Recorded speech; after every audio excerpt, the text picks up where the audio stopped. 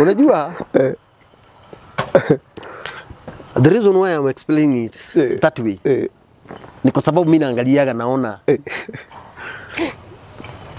sijui kama ni kutumwa, alikuwa ametumwa ama nini, kwa sababu kitu ya kwanza kuna jamaa, sijui huyu jamaa mwenye alintroduce, sijui kuna haja kumtaja jina ama niwache. If uko comfortable unaweza mtaja, if haizi kuwa na shida, but kama udai kumtaja ni sawa. Acha niwache kumtaja kwa majina.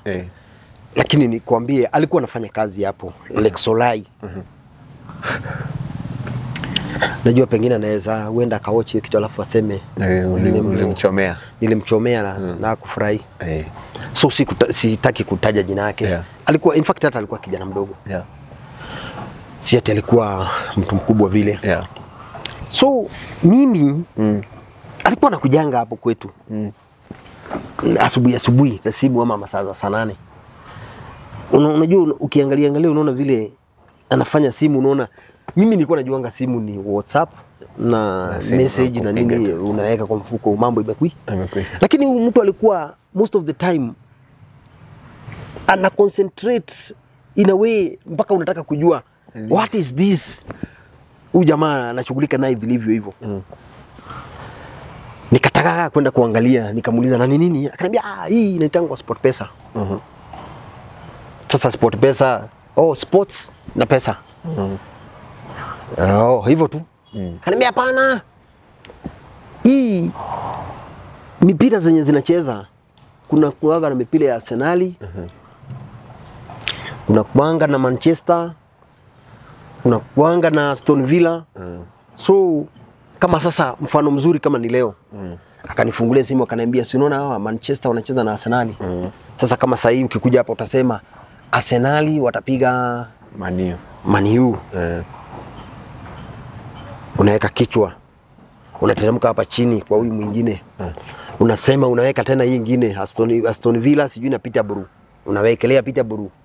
Kichwa. Sasa kuwekelea kichwa ni kumaanisha nini? Kumaanisha sasa si hiyo itashinda. Okay. Na akaniambia formula sio hiyo peke yake. Hao akifunga bao mbili na bao mbili zinaitagwa over 2.5. Kwa sababu hizo ni mabao zimepita. Yes. Siku take interest. Nikamwambia after all mimi hata si fan wa mipira. Na nikaweka simu yangu kwa mfuko. Tukakaa. After kitu 2 to 3 days tena nikapata bado watu wengi sasa wanakuja. Sasa jioni hiyo nikasikia kuna chezo mpira, kuna klabu ilikuwa hapo karibu na kwetu. Kalikuwa kanaitwa sijui sasa hivi wanakaitaga restaurant. Kwa nini restaurant sijui bar. Something like that. Yes.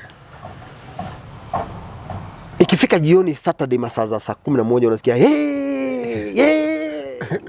bao imeingia. Nauliza nini hao wanapiga makelele? Ni mpira bao imeingia. And you just go interested. Mimi sikushughulika.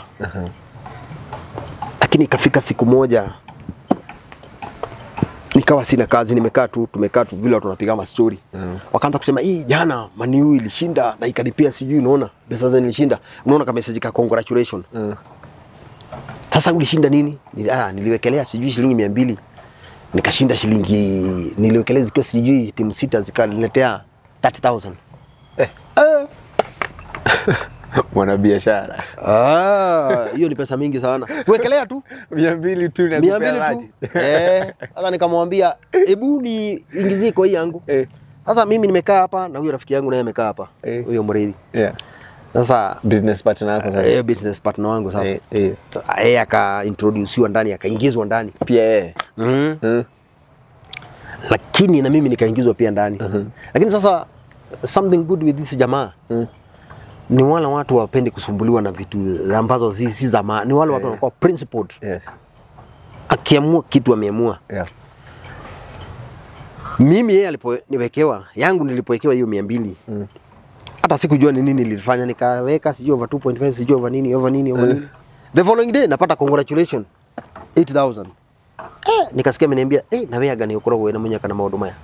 Nikamwambia hapana, mimi hata ukiniambia nini nilifanya mimi sijui.